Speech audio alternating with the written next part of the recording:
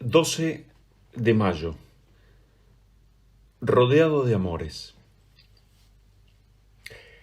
En la lectura primera del día de hoy, continuamos leyendo el libro de los Hechos y nos relata la historia, las andanzas de, en este caso, Pablo y Bernabé, y dice el texto que ellos, se embarcaron para Antioquía y luego se reunieron a la iglesia y contaron allí lo que Dios había hecho por medio de ellos y cómo había abierto a los gentiles la puerta de la fe. Van a reunirse y van a compartir lo que vivieron. En este tiempo así como de cuarentena, seguramente a muchos nos habrá pasado esto de reencontrarnos en medio del orden con antiguas fotos, papeles, cartas. Y me encontré con alguna carpeta que reunía las experiencias de algunas misiones que fui haciendo en las parroquias donde estuve. Y me encontré con un escrito, la historia de una misión que habíamos hecho en Salta. Allí, visitando el barrio, había un abuelito llamado Elpidio, que era un abuelo en serio, pues tenía 94 años, y que de hecho cuando llegué a la casa, todo esto fue lo que escribí en aquel entonces, hace ya como 17 años atrás, o más tal vez, sí, más, este abuelito se acercó como arrastrando sus años, ¿no? Despacito, caminando, y le digo, ¿cómo va? Y él me contesta y me dice, pase si se sienta. Me hizo gracia la expresión, era un santiagueño, el santiagueño Elpidio, y se fue acercando, como medio así, entrando en relación de a poquito, daba unos pasos y me miraba, y digo, ¿cómo va, abuelo? Y me contesta, gustando la vida, padre. Dije, qué simpático, ¿no? Y me acordaba de esto y decía, qué lindo, ¿no? Porque una expresión ahora vamos a meternos un poquito en eso. Lo cierto es que ya cerca de la vereda, estaba rejas afuera, le dije un poquito más de cerca, ¿no? ¿Cómo lo tiene la vida? Y él me contestó y ahí me dijo, rodeado de amores, me contestó, ¿no? Yo dije, qué sabio este abuelito, ¿no? Bueno, lo cierto es que empezamos a tener una charla, pasé, porque así empezó el encuentro, pase si se sienta, como queriendo decir, este abuelo tenía las puertas abiertas y lo propio era recibir y atender y escuchar y compartir. Pero para eso había que sentarse, como que dedicarse el tiempo mutuamente, porque era un hombre sin prisas. Yo no sé si tanto por los años que tenía o porque además era santiagueño, pero lo cierto es que tenía una enorme sabiduría en sus palabras, ¿no? Parecía que cuando hablaba relataba o repetía frases de canciones, ¿no? Era muy impresionante. Bueno, y me acuerdo que le pregunté, pues así que rodeado de amores, yo pensando que vivía con mucha gente que le daba su amor. Bueno, cosa que efectivamente era así, aunque vivía solo, ¿no? Me explicaba y me decía, mire, el primero y el más fiel de todos los amores, el de nuestro Tata Dios, y de nuestra Madre la Virgen, me decía. Luego, el de Tuna, que era su mujer, había sido su mujer durante 63 años, que aunque ella estaba unida, me explicaba él, ahora ya al amor de Dios, ese amor a él le seguía dando sentido y lo seguía atendiendo desde el cielo. Después me decía, y me hablaba con mucho cariño y orgullo, ¿no? De el amor de sus hijos, de sus nietos, de sus amigos, de sus vecinos. Luego hacía referencia al amor de sus felices recuerdos. Y finalmente hablaba de el amor de su loro y de sus perros. Y hablaba, y su vida era un relato, ¿no? Una poesía, un canto al amor. Su vida era un canto de amor. Y lo curioso cuando salimos de esta suerte de introducción, es que empezó a hablarme, porque le pregunté, bueno, cómo había sido un poco la historia de su vida. Y lo curioso es que él había tenido una vida bastante difícil y que frente a los ojos de cualquiera de nosotros uno podría decir un calvario de tempranas despedidas y una vida llena de problemas y tragedias. Pero él no me empezó hablando de eso, ¿eh?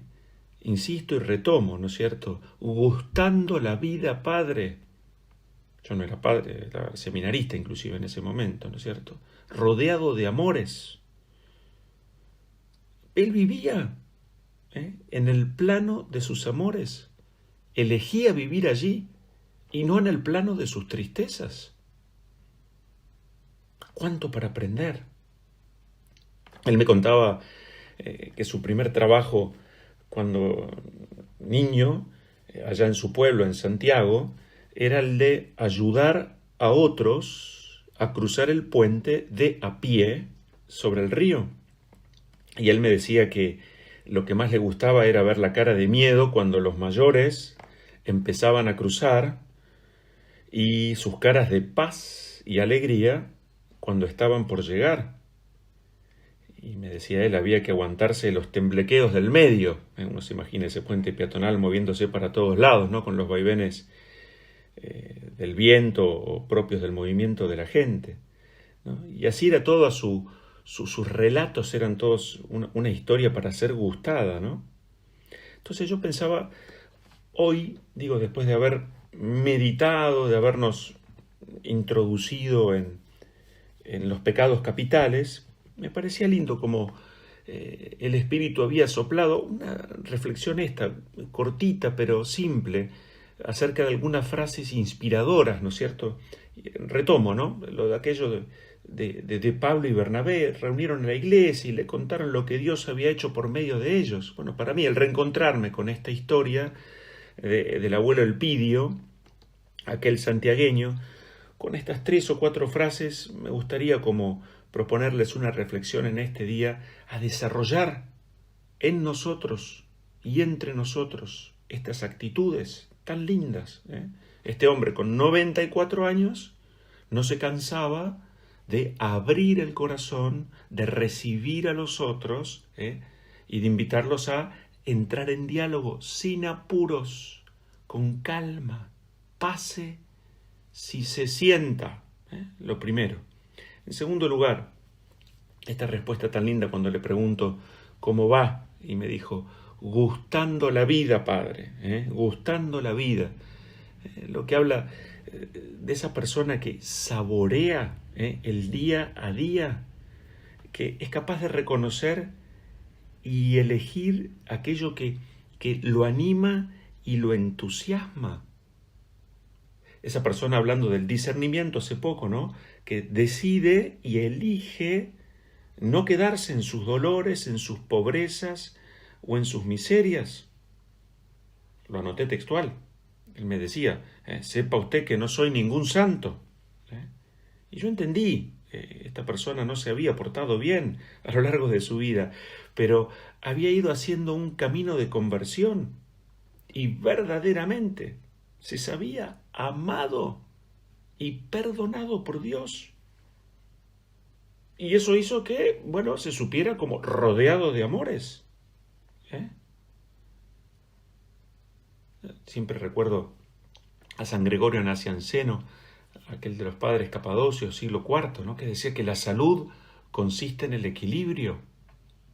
No puede ser que uno haya sufrido, que haya tenido, que haya cometido grandes faltas, que haya metido la pata y fulero, pero, el equilibrio delante de Dios, es posible convertirse, es posible cambiar.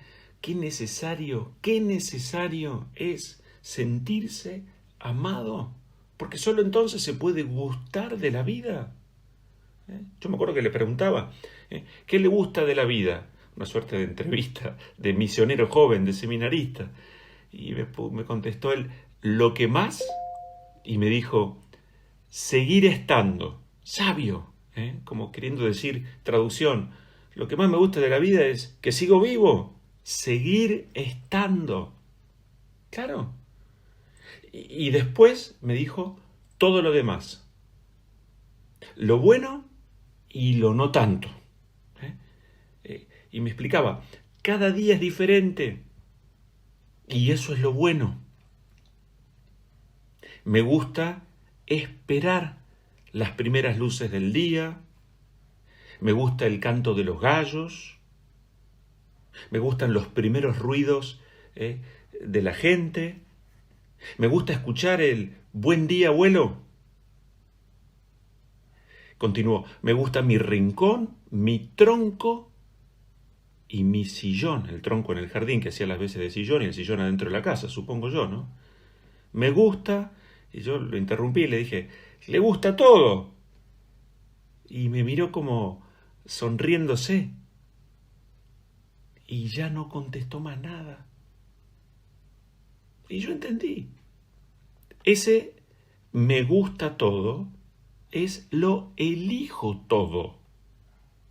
Sí, frente a esta realidad que me toca vivir, soy capaz de reconocer la luz del amanecer, los gallos que siguen cantando, la gente que sigue pasando, el amor y el afecto que toca las puertas de mi casa con esa melodía de un buen día, abuelo.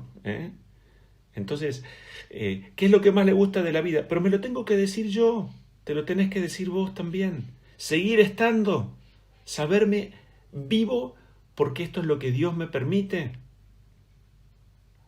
El poder gozar de la presencia de otros, hoy aquí en el mientras tanto, y también con aquellos que han partido y siguen viviendo junto a Dios, en una nueva relación. Lo elijo todo. Bueno, en segundo lugar o tercer lugar, esto de el rodeado de amores, me parece que es extraordinario, ¿no es cierto? Entonces, el poder sabernos rodeados no por muertes o tristezas, sino por amores que sostienen y dan sentido al día a día.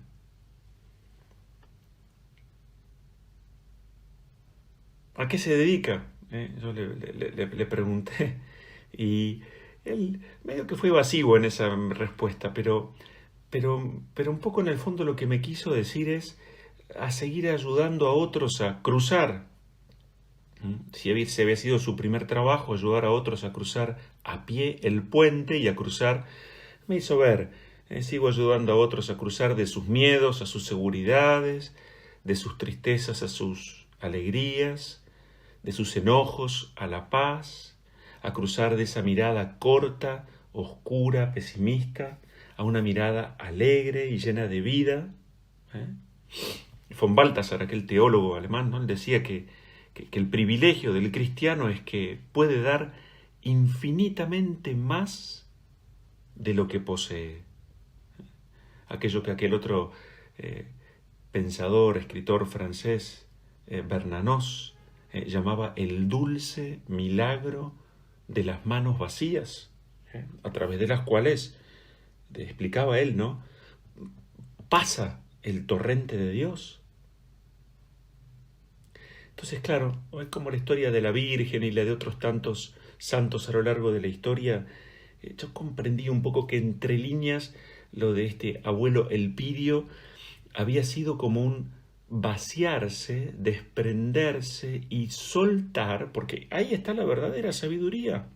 Lo repito, vaciarse, desprenderse y soltar, compartiendo, diríamos nosotros, con una mirada bien cristiana, para poder llenarnos de Dios, vaciarnos de nosotros para dejar a Dios que entre. ¿Qué es lo más importante? Me contestó que la amargura no te amargue. Me explicaba la historia de la canción aquella, qué sé yo, que la amargura no te amargue. Qué bien. Es lo que hablábamos hace poquito, ¿no?, con respecto a ese discernimiento y a la capacidad de elegir. Que no agonicen en nosotros las ganas de vivir y de luchar, que seamos capaces de aprender a mirar más allá del dolor, que volvamos a ponernos los anteojos de la esperanza.